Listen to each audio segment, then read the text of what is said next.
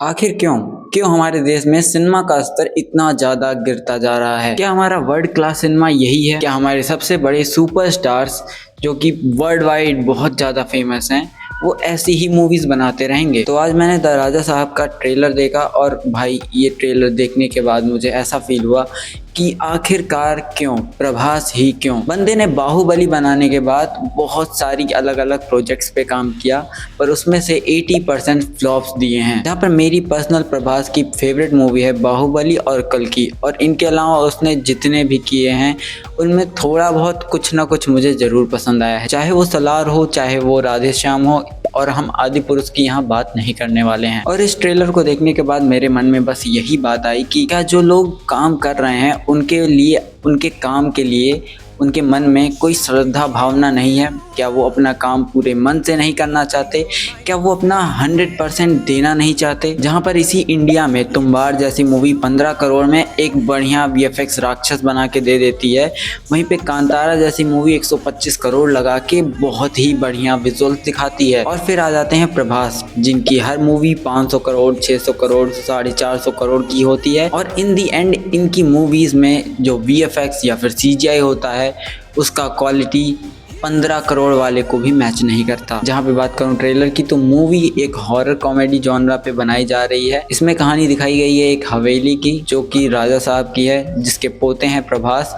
और राजा साहब एक लालची इंसान है जो मरने के बाद भी अपनी धन संपत्ति छोड़ना नहीं चाहता। अब इसी सेटअप के अराउंड तुम्हें पूरी मूवी में ये कॉमेडी करते हुए दिखाएंगे, हॉरर दिखाएंगे, और तुमको कई सारी मिस्ट्रीज भी अनफोल्ड करते हुए दिखाएंगे जो कि ट्रेलर में भी इन्होंने दिखाया हुआ है। पर अब बात कर लेते हैं मेरे टेस्ट की और तुम्हारे टेस्ट की, जहाँ पे मैं एक रत्ती भी झूठ नहीं बोलना चाहूँगा। इसका कॉमेडी मुझे कुछ खास समझ नहीं आया क्योंकि इनके रेफरेंसेस हो सकता है साउथ के हों, जो कि हमें नॉर्थ वालों को उतना अच्छे से समझ नहीं आएगा। हमें जो सबसे अच्छे से समझ आ सकता है वो है इसकी स्टोरी, इसका हॉरर एलिमेंट, जो कि ये मूवी इतना गंदा करके देती है कि तुम भाई जंप स्केयर वाले सीन पे तुम्हारी पलक भी नहीं झपकती, तुमको हल्का सा भी डर नहीं लगता, तुम्हें जैसे पता होता है कि ये क्या देख लिया। खास करके वो जंप स्केयर वाला सीन भाई वो इतना गंदा है, इतना गंदा है कि उसको देखकर एक बच्चा भी ना डरे। वहीं पे ट्रेलर में हिंदी आवाज़, यानी कि मूवी में भी हिंदी आवाज़ दी है खुद प्रभास ने अपने लिए,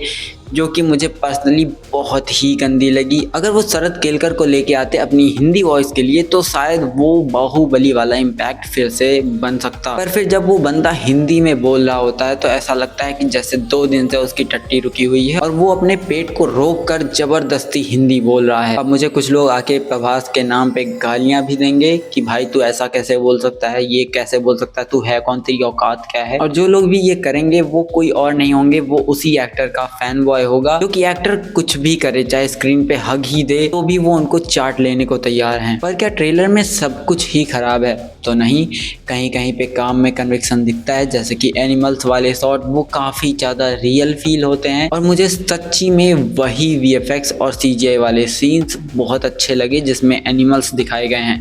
बाकी जितनी बार वो भूत का शकल या फिर भूत का कोई भी एंगल दिखाया गया है, मेरा मन किया कि फ़ोन पटक दूं और अपना सर पटक लूं दीवार में। मुझे भाई बिल्कुल भी समझ नहीं आता कि एक 450 करोड़ की मूवी इतनी गंदी कैसे हो सकती है, जहाँ पे महाअवतार नरसिम्हा 15 करोड़ में बनी, वो भी 3D एनिमेशन, और वो इतना बढ़िया दिखती है विजुअली। भाई वो लास्ट वाला सीक्वेंस कितना सुंदर है, वो भव्य है। वहीं पे ये 450 करोड़ लगा के ऐसा काम कर रहे हैं, तो मुझे कभी कभी यही फील होता है कि ये लोग अपना बस काला धन सफ़ेद करने के लिए बैठे हुए हैं, और मेरे तुम्हारे जैसे ऑडियंस जो इनके पीछे पागल होते हैं वो इनके हगे हुए को भी चाटने के लिए चले जाते हैं। अब मैं तुम्हें बताऊंगा इस ट्रेलर का जो सबसे बढ़िया पार्ट मुझे लगा। मेरे हिसाब से इस ट्रेलर में जितना भी रियलिस्टिक शूट हुआ है, जितना भी बैकग्राउंड में रियलिस्टिक चीज़ें दिख रही हैं, वो सबसे बेस्ट शॉट्स हैं इस ट्रेलर के। जैसे ही वो नाइट का शॉट लगाते हैं और वो ब्लू टिंट वाला नाइट शॉट दिखता है, भाई इतना तेज खून खौलता है।